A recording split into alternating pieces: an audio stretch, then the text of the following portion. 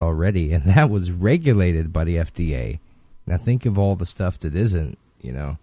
That's pretty deep. That's a lot to think about. You know what I mean? Yeah. Yeah. Well, where did Lyme disease come from? Nobody has any clue, but it's been proven it didn't occur naturally. There is a clue about that. Go ahead, Richard.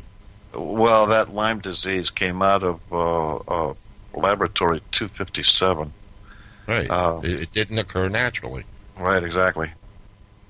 And that's what else we're going to have to be facing, too, because, when they're in the process, you got to understand the whole concept behind what's coming down is, in essence, what we are all basically aware of is they want to create a utopia, one world government.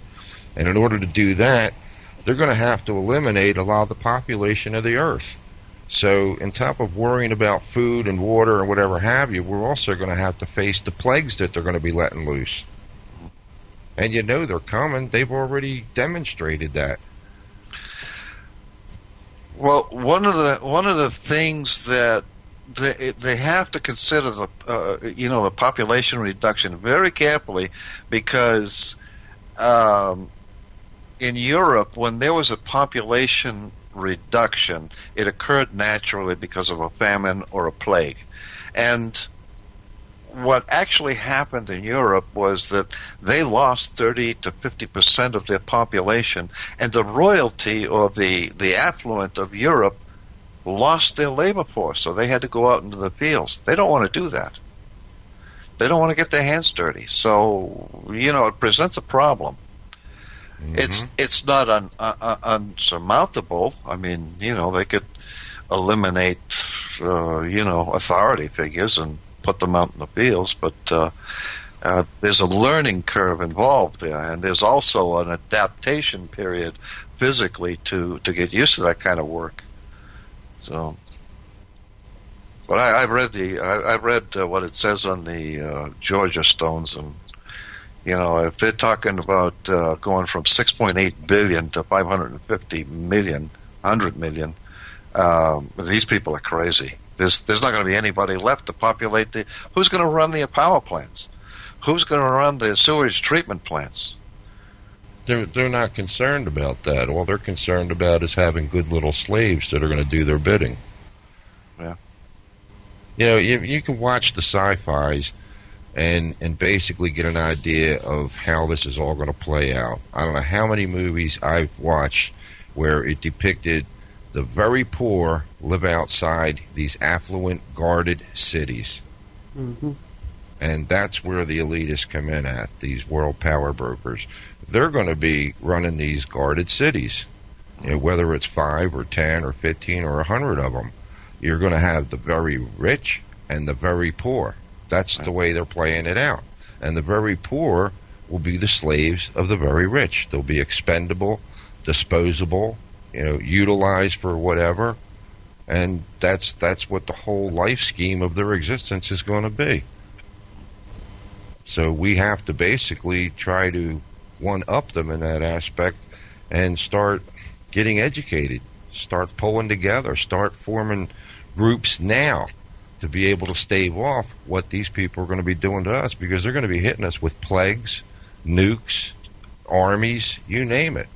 We're going to get hit with everything you could possibly think. You're absolutely right, and I know that. But one thing I revert back to history, because this is history repeating itself. This happened in China. The ruling elite wanted to get rid of all of their competition, and that competition was the educated of the Chinese people. So what did they do? They got the students to come in and execute these people and put them on trial and put them in jail. It was called the Cultural Revolution. If anybody had an education, they were suspect. They were the target. And it wasn't a pretty thing. Sons were going after their fathers, and neighbors were going after their neighbors and stuff. So, and all you needed was an education. That was it. That was it to be condemned. Okay, we have a question from one of our listeners. This is Mike in Hampton Roads, Virginia, and Mike writes, how would a single person with a disability on a fixed income survive when the worst happens? I wish there was a simple answer for that, but in reality there isn't. My only suggestion would be gain as much knowledge as you possibly can and start communicating with others your concern. Somewhere out there you're bound to find somebody that you can align yourself with and work together to accomplish some kind of preparedness. And it usually should be a some sort of a relative. If it's not a relative by blood, it should be a relative by marriage. And if you can't do that, go after your support system and say, hey, this is going to be more than just a Thursday night chat at the local church. This Right. better be collectively cooperative, or we're all going to pay for it. Right. That's an excellent idea. And it's not a question of congregating every Thursday. Those the people that are blind or the deaf or the physically incapable are going to have to move in together in an immediate neighborhood. They're going to have to be clusters or ghettos of these people. And I don't use that word ghetto as a negative connotation. It's a collection of ability or like-minded people who have a goal in mind. Very true. That's the thing that I've been really concerned about with a lot of people out there. What happens with the disabled? Who's actually going to take care of them? I mean, I've seen it where families have disowned individuals like us because they don't want to hear this stuff. They won't have anything to do with us. So if you're a disabled person and you go to your family and you say, well, I have knowledge that, we're going to be facing a catastrophe sometime in the future, and, I want to form something with all of you to get prepared for it. The average person's just sitting there saying, you're a nutcase. Who are you listening to? Right. What kind of people are you hanging around with? Or go get prepared with those people. Don't bother us because it'll never happen here. Mm-hmm.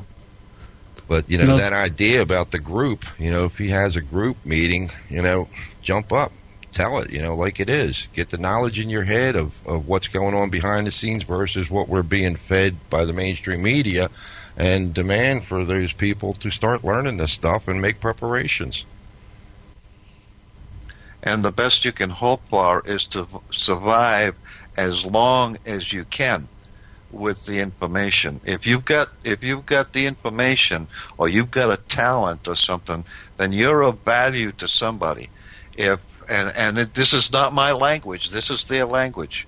If you have no talent, you have no ambition, you have no nothing, then you become what they call a useless eater. Mm-hmm. And there's nobody going to be able to help you. Nobody willing to help you. Yeah, because as individuals on our own, we're weighed down enough as it is. There's a lot of capable people out there, and primarily the ones that don't want to hear this stuff. They're going to end up being victims because they chose not to listen. They didn't want to hear the sky is falling, so when the sky falls, it's going to fall on them first. And you really have to keep this in the back of your mind. This is not a ruthless, heartless type of thing. This is a military mentality. What you do is to prepare for the worst and hope and pray for the best. Right.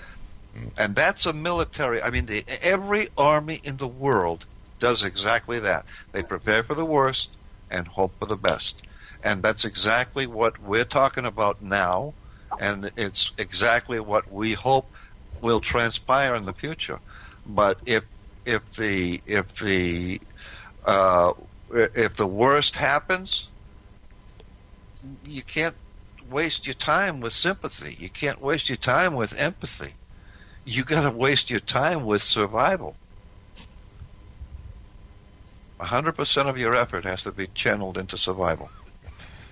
Yeah, but you don't wait until it happens to get the knowledge about surviving.